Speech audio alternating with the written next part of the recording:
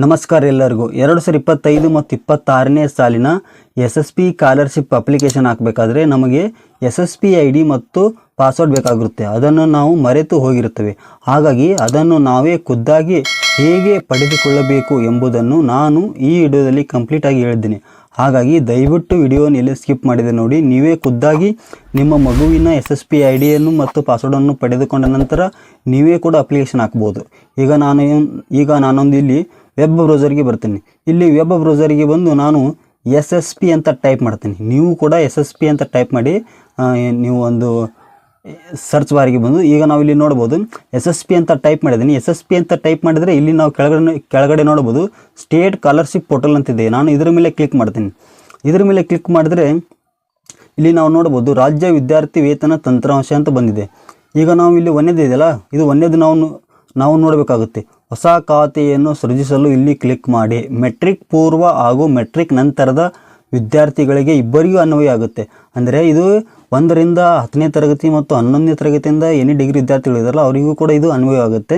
ಹಾಗಾಗಿ ಇಲ್ಲಿ ನಾವು SSP IDಯನ್ನು ಪಡೆಯಬೇಕಾದರೆ ನಾವು 1ನೇದರ ಮೇಲೆ ಕ್ಲಿಕ್ ಮಾಡಬೇಕಾಗುತ್ತೆ. ಅದೇ ರೀತಿಯಾಗಿ ಇಲ್ಲಿ ನಾವು 2ನೇದು ಇದೆಯಲ್ಲ, 2025 ಮತ್ತು 26ನೇ ಸಾಲಿನ ಮೆಟ್ರಿಕ್ ನಂತರದ ವಿದ್ಯಾರ್ಥಿ ವೇತನಕ್ಕೆ ಅರ್ಜಿ ಸಲ್ಲಿಸಲು ಇಲ್ಲಿ ಕ್ಲಿಕ್ ಮಾಡಿ. ಅಂದರೆ 11ನೇ ತರಗತಿ ವಿದ್ಯಾರ್ಥಿಗಳು ಇರ್ತಾರಲ್ಲ ಮತ್ತು ಎನಿ ಡಿಗ್ರಿ ವಿದ್ಯಾರ್ಥಿಗಳಿಗೆ ಇದು ಅನ್ವಯ ಆಗುತ್ತೆ. ಇಲ್ಲಿ ನಾವು ಕೆಳಗಡೆ ನೋಡ್ಬೋದು 2025 ಮತ್ತು 26ನೇ ಸಾಲಿನ ಮೆಟ್ರಿಕ್ ಪೂರ್ವ ವಿದ್ಯಾರ್ಥಿ ವೇತನಕ್ಕೆ ಅರ್ಜಿ ಸಲ್ಲಿಸಲು ಇಲ್ಲಿ ಕ್ಲಿಕ್ ಮಾಡಿ. ಅಂದರೆ 1ನೇ ತರಗತಿಯಿಂದ 10ನೇ ತರಗತಿಗಳಿಗೆ ವಿದ್ಯಾರ್ಥಿಗಳಿಗೆ ಮಾತ್ರ. ಅಂದರೆ ಇದರಲ್ಲಿ ಈಗಾಗಲೇ ನಾವು SSP ಖಾತೆಯನ್ನು ಹೊಂದಿರುವ ವಿದ್ಯಾರ್ಥಿಗಳಿಗೆ ಮಾತ್ರ ಅನ್ವಯ ಅಂತಿದೆ.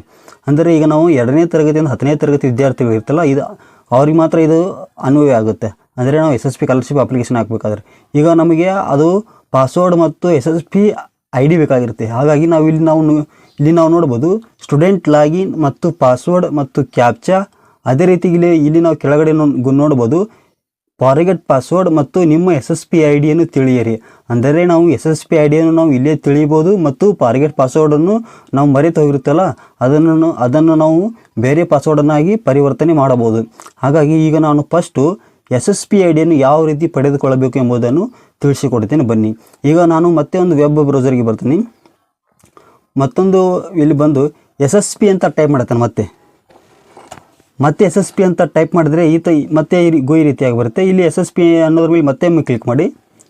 SSP ಅನ್ನೋದ್ರ ಮೇಲೆ ಕ್ಲಿಕ್ ಮಾಡಿದ್ರೆ ಈಗ ನಾವು ನೋಡ್ಬೋದು SSP ಅನ್ನೋದ್ರ ಮೇಲೆ ಕ್ಲಿಕ್ ಮಾಡಿದ್ರೆ ಸೇಮ್ ಇಂಟರ್ಫೇಸ್ ಬರುತ್ತೆ. ಈಗ ಆಗಲೇ ಬಂದಿದ್ದಲ್ಲ ಅದೇ ರೀತಿಯಾಗಿ ಬರುತ್ತೆ. ಇಲ್ಲಿ ನಾವು ನೋಡ್ಬೋದು ಈಗ ಒಳ್ಳೆದಿದೆಯಲ್ಲ, ಇದ್ರ ಮೇಲೆ ನಾವು ಕ್ಲಿಕ್ ಮಾಡಬೇಕು. ಅಂದರೆ ನಮಗೆ SSP ID ಬೇಕಲ್ಲ, SSP ID ನಾವು ಮರೆತು ಹೋಗಿರ್ತೀವಿ. ಹಾಗಾಗಿ ಅದರ ಮೇಲೆ ನಾವು ಕ್ಲಿಕ್ ಮಾಡಬೇಕು.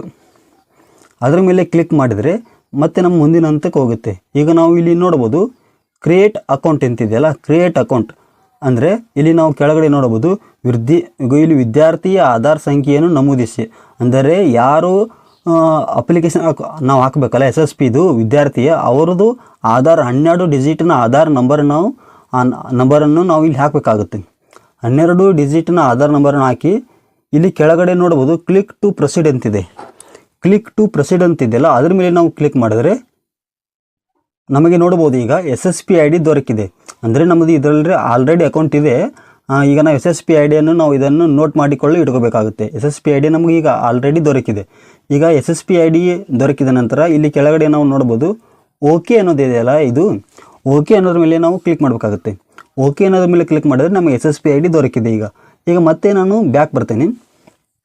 ಈಗ ಬ್ಯಾಕ್ ಬಂದು ಇಲ್ಲಿ ನಾವು ನೋಡ್ಬೋದು ಸ್ಟೂಡೆಂಟ್ ಲಾಗಿನ್ ಅಂದರೆ ವಿದ್ಯಾರ್ಥಿಯ ಲಾಗಿನ್ ನಮಗೆ ದೊರಕಿದೆ. ಈಗ ನಾವು ನಮಗೆ ಪಾಸ್ವರ್ಡ್ ಬೇಕಲ್ಲ, ಈ ಪಾಸ್ವರ್ಡನ್ನು ನಾವು ಯಾವ ರೀತಿ ಪಡೆದುಕೊಳ್ಳಬೇಕಂದ್ರೆ ಇಲ್ಲಿ ಫಾರ್ಗೆಟ್ ಪಾಸ್ವರ್ಡ್ ಅಂತಿದೆಯಲ್ಲ, ಫಾರ್ಗೆಟ್ ಪಾಸ್ವರ್ಡ್ ಮೇಲೆ ಕ್ಲಿಕ್ ಮಾಡಿ. ಫಾರ್ಗೆಟ್ ಪಾಸ್ವರ್ಡ್ ಮೇಲೆ ಕ್ಲಿಕ್ ಮಾಡಿದ್ರೆ ನಮಗೆ ಈ ರೀತಿ ಇಂಟರ್ಫೇಸ್ ಬರುತ್ತೆ. ಇಲ್ಲಿ ನಾವು ನೋಡ್ಬೋದು ನ್ಯೂ ಪಾಸ್ವರ್ಡ್ ಪಾಲಿಸಿ ಅಂತಿದೆಯಲ್ಲ, ಇದನ್ನು ಸ್ವಲ್ಪ ನಾವು ಓದಿಕೊಳ್ಳೋಣ. ನೀವು ಇದನ್ನು ಓದಿಕೊಂಡ ನಂತರ ನೀವು ಪಾಸ್ವರ್ಡನ್ನು ಯಾವ ರೀತಿ ಕ್ರಿಯೇಟ್ ಮಾಡಬೇಕು ಅನ್ನೋದು ಇಲ್ಲಿ ನಮಗೆ ಅರ್ಥವಾಗುತ್ತೆ. ಇಲ್ಲಿ ನಾವು ಇದನ್ನು ಓದಿದ ನಂತರ ಇಲ್ಲಿ ಸ್ಟೂಡೆಂಟ್ ಲಾಗಿನ್ ಅಂದರೆ ಯೂಸರ್ ID. ಈಗ ತಾನೇ ನಾವು SSP ID ನಮಗೆ ದೊರಕಿದ್ದಿಲ್ಲ, ಆ ನಂಬರನ್ನು ನಾವು ಇಲ್ಲಿ ಹಾಕಬೇಕಾಗುತ್ತೆ. ಈಗ ನೋಡಿ ನಾನು ಹಾಕ್ತೇನೆ.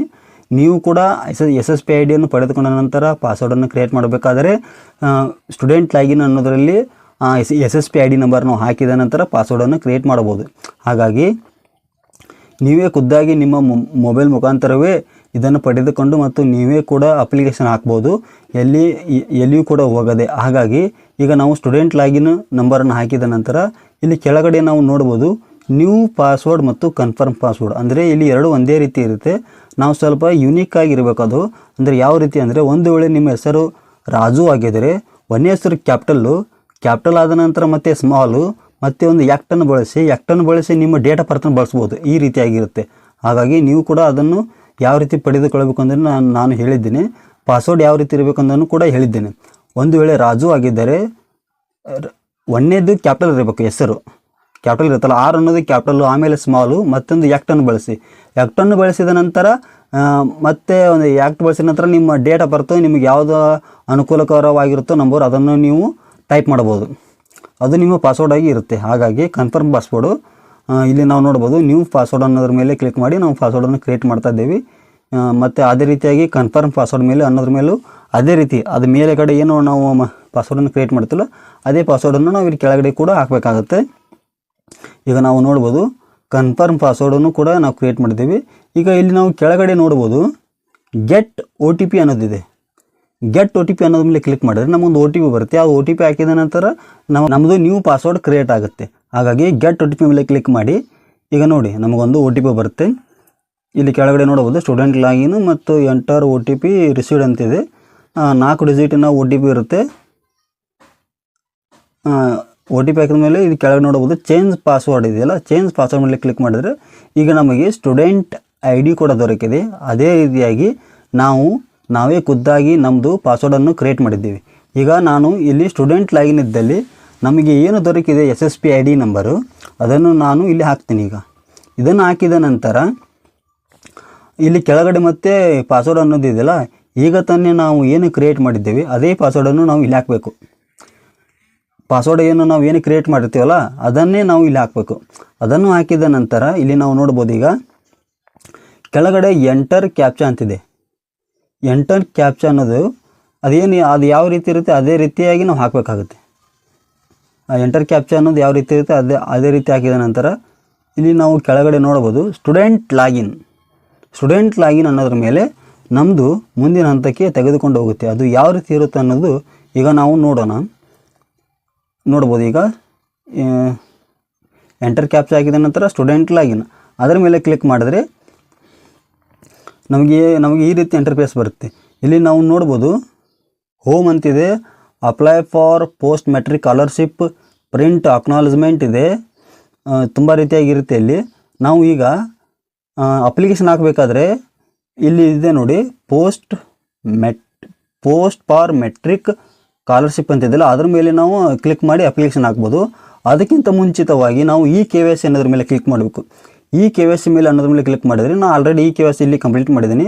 ಇಲ್ಲಿ ವಿದ್ಯಾರ್ಥಿಯ ಆಧಾರ್ ನಂಬರ್ ಹಾಕಿ KYCಯನ್ನು ಕಂಪ್ಲೀಟ್ ಮಾಡಬೇಕು. ಈಗ ನಾನು ಆಲ್ರೆಡಿ ಇದರಲ್ಲಿ ಕಂಪ್ಲೀಟ್ ಮಾಡಿದ್ದೀನಿ KYCನ. ಹಾಗಾಗಿ ನಮಗೆ ಈ ರೀತಿ ತೋರಿಸ್ತಾ ಇದೆ.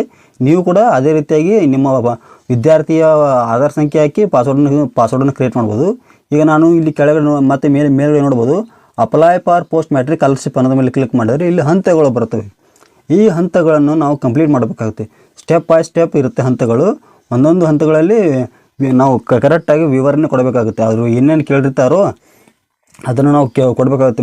ಮೊಬೈಲ್ ನಂಬರು, ಹೆಸರು ಮತ್ತು ಇನ್ನಿತರ ವಿಷಯಗಳು ಕೇಳಿರ್ತಾರೆ. ಅದನ್ನು ನಾವು ಇಲ್ಲಿ ಕೊಟ್ಟು ಕಂಪ್ಲೀಟ್ ಮಾಹಿತಿಯನ್ನು ಕೊಟ್ಟ ನಂತರ ನಮಗೊಂದು ಅಕ್ನಾಲಜ್ಮೆಂಟ್ ಬರುತ್ತೆ. ಅಲ್ಲಿಗೆ ನಮ್ಮದು ವಿದ್ಯಾರ್ಥಿಯ ಅಪ್ಲಿಕೇಶನ್ ಅರ್ಜಿ ಕಂಪ್ಲೀಟ್ ಆಗುತ್ತೆ. ಇದನ್ನು ನಾವೇ ಖುದ್ದಾಗಿ ಹಾಕಿಕೊಳ್ಳಬಹುದು. ಈ ವಿಡಿಯೋ ನಿಮಗೆ ಕಂಪ್ಲೀಟಾಗಿ ಮಾಹಿತಿ ದೊರಕಿದೆ ಅಂತ ನಾನು ಅಂದ್ಕೊಂಡಿದ್ದೀನಿ. ಹಾಗಾಗಿ ಫಸ್ಟ್ ಟೈಮ್ ನಮ್ಮ ಚಾನಲನ್ನು ನೋಡ್ತಾ ಇದ್ದೀರಿ, ಪ್ಲೀಸ್ ನಮ್ಮ ಚಾನಲನ್ನು ಸಬ್ಸ್ಕ್ರೈಬ್ ಮಾಡಿ, ಶೇರ್ ಮಾಡಿ, ಕಮೆಂಟ್ ಮಾಡಿ. ಇದೇ ರೀತಿ ವಿಡಿಯೋಕ್ಕಾಗಿ ನಮ್ಮ ಚಾನಲನ್ನು ಕೆಳಗಡೆ ನಾನು ವಾಟ್ಸಪ್ ಲಿಂಕನ್ನು ಕೊಟ್ಟಿರ್ತೀನಿ, ನೀವು ಅದಕ್ಕೆ ಜಾಯಿನ್ ಆಗ್ಬೋದು.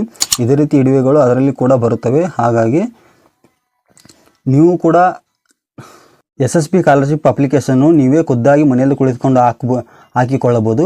ಇದೇ ರೀತಿ ವಿಡಿಯೋಗಾಗಿ ನಮ್ಮ ಚಾನಲನ್ನು ಸಬ್ಸ್ಕ್ರೈಬ್ ಮಾಡಿ ಮತ್ತು ಎಲ್ಲರಿಗೂ ಧನ್ಯವಾದಗಳು.